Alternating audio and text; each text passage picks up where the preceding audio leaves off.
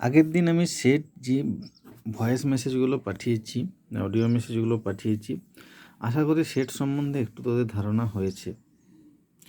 এরপর আমাদের যেটুকু বাকি আছে, যেটা খাতায় না করলে বুঝতে পারবি না, সেগুলো একটু বলার চেষ্টা করছি। সেটকে বলা হয়েছিল যে যে কোনো বড় হাতের অ্যালফাবেট দ্বারা লেখা হয়। তাহলে এখানে যদি আমি এটা একটা সেট লিখি, এটা একটা সেট লেখা হচ্ছে, তাই এখানে কোনো এলিমেন্ট নেই, তাহলে এটাকে আমরা ফাই মানে নাল সেট হিসাবে চিহ্নিত করতে পারি। এরপর এই সেটের উপর যে ভাগগুলো তোদের বলেছিলাম, সম্ভবত এক প্রতি সেট পর্যন্ত বলেছিলাম। আর যেগুলো বললাম যে ইকুয়াল সেট, সাবসেট, পার সেট, এই জিনিসগুলো, সেই জিনিসগুলো একটু তোদেরকে বলছি, একটু ভালো করে এগুলো দেখ। যে একটা সেটের ভিতর ধর একটা পদ, এই পদটা কীরকম, এই যে বলছিলাম ছোটো পদগুলোকে সবসময় ছোটো হাতের অক্ষর দ্বারা লেখা হয়, আর এটা হচ্ছে সাচ দ্যাট বা চিহ্ন, সাচ দ্যাটের চিহ্ন, মানে পদটা এমন হবে, মানে যেটা ধর্মভিত্তিক পদ্ধতিতে লেখা হচ্ছে, বিলংস টু এন মানে কি ন্যাচারাল নাম্বারের সেট। ন্যাচারাল নাম্বার তোরা যেটা ক্লাস 9-এ পড়েছিস, ন্যাচারাল নাম্বার মানে কি স্বাভাবিক সংখ্যা, সেই স্বাভাবিক সংখ্যার কোথায় আছে, এর ভিতরে আছে। তাহলে সেটটা আর যদি কোনো রেস্ট্রিকশান দেওয়া না থাকে, তাহলে এইটা একটা সেট দেখ, এই সেটটা কী সেট হবে, অসীম সেট, মানে এখানে কি পদসংখ্যা অসীম। তাহলে এইভাবে যে সেটের পদসংখ্যা অসীম, এগুলো তোদেরকে ভয়েস মেসেজে বলা হয়েছিল। আজকে যে ভাগগুলো তোদের বলবো সেটা হচ্ছে সাবসেট, সাবসেট বা উপসেট। সাবসেট বলতে গেলে সবসময় দুটো সেটের দরকার, এবং এই সাবসেট বলার আগে তোদেরকে একটা চিত্র বুঝিনি, ভেন ডায়াগ্রাম। ভেন ডায়াগ্রাম হচ্ছে বা ভেন চিত্র হচ্ছে সেটের গ্রাফিকের রিপ্রেজেন্টেশন। অর্থাৎ একটা সেটকে আমরা চিত্রের সাহায্যে যেটা প্রকাশ করব, এই আমরা টোটাল পেজটাকে যদি একটা ইউনিভার্সাল সেট ধরে নিই, সার্বিক সেট, যেটাকে ইউনিভার্সাল সেট বলে নিই, এর মধ্যে একটা ছোট্ট পার্ট হচ্ছে মানে এটা একটা সেট, এটা একটা বি সেট, এরকম অসংখ্য সেট থাকতে পারে। অর্থাৎ যদি আমি একটা বাউন্ডারি টেনে নিই, সেটাকে ইউনিভার্সাল সেট ধরি, তার ভিতর যে কোনোকে একটা স্কোয়ার বা সার্কেল যাই করি না কেন, সেগুলো এক একটা সেটকে রিপ্রেজেন্ট করবে, এবং এই সেটগুলোর প্রপার্টি অবশ্যই বলা থাকবে, এবং এটাই হচ্ছে একটা সেটের গ্রাফিকের রিপ্রেজেন্টেশন। এরপর এই গ্রাফিকের রিপ্রেজেন্টেশন থাকলে তোদের সেটের সংজ্ঞাগুলো বুঝতে একটু সুবিধা হবে।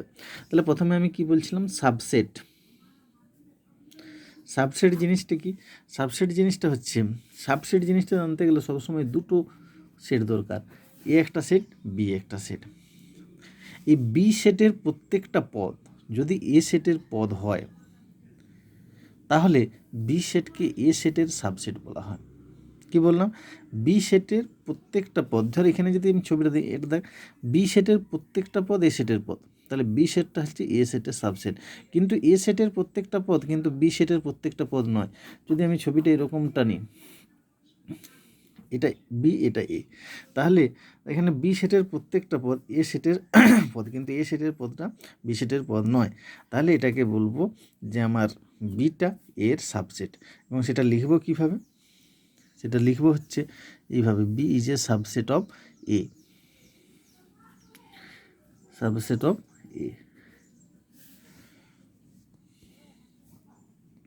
বোঝা গেল?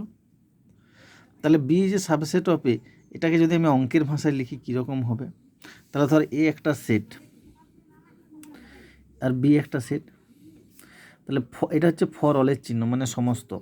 For all A belongs to B, মানে বি সেটের প্রতিটা বিলংস টু চিহ্ন, এটা যদি ইমপ্লাই করে যে for all A belongs to B implies a belongs to A, এইটা যদি ইমপ্লাই করে, তখন বলবো যে এটা হচ্ছে বিটা এর সাবসেট।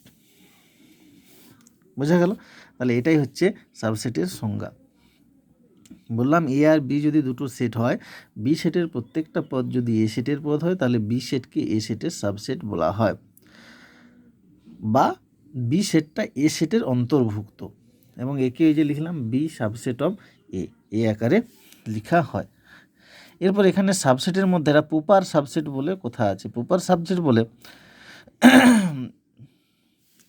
তাই এখানে ধরে নিলাম যে বি সেটের প্রত্যেকটা পদ সেটের প্রত্যেকটা পদ তো হতেই হবে, কিন্তু আমি যদি দেখি যে এ সেটের বি সেটের প্রত্যেকটা পদ এ সেটের পদ, কিন্তু এ সেটে কমপক্ষে একটি পদ থাকে যেটা বি সেটের পদ নয়, মানে জাস্ট এই ফিগারটা যদি হয়, মানে এ নট ইকুয়ালস টু বি না হয়, তখন বলবো প্রপার সাবসেট। এবং প্রপার সাবসেট হলে সেটাকে এই সমান চিহ্নটা থাকবে না, তখন লিখবো বি সাবসেট অফ এ। এটার মানেটা হচ্ছে যে বি এ সেটে কমপক্ষে একটি পদ থাকবে যেটা বি সেটে নেই। বোঝা গেল? তাহলে এটাই হচ্ছে প্রপার সাবসেটের এবং প্রপার সাবসেটের সংজ্ঞা। এরপর ইকুয়াল সেটটা হচ্ছে, ইকুয়াল সেট বলতে গেলে আমরা এই প্রপার্টিটা দেখতে হবে, যদি এ সাবসেট অফ বি আর বি সাবসেট অফ এ হয়, প্রপার নয়, দুটো যদি সাবসেট হয়, এ সাবসেট অফ বি আর বি সাবসেট অফ এ হয়, তখন বলবো যে এ ইকুয়ালস টু বি। তাহলে সাবসেট হবার ম্যাথমেটিক্যাল রিপ্রেজেন্টেশন হচ্ছে এটা। সাবসেট হতে গেলে অবশ্যই x belongs to A implies x belongs to B, এটা দেখাতে হবে। মানে এখানে যে অঙ্কগুলো দেখাতে হবে সবগুলো এই ম্যাথমেটিক্যাল নোটেশনে বার করতে হবে, এবং এই নোটেশনটা সবসময় কনসেপ্টের উপর ডিপেন্ডেন্ট। অর্থাৎ এ সেটটা কি, বি সেটটা কি, এই সেটের মধ্যে যে কি পদগুলো আছে বা কি প্রপার্টিজ ফুলফিল করছে, এইগুলো জেনে নিয়ে এ আর বি দুটোকে সেট করতে হয়। এরপরে হচ্ছে পাওয়ার সেট।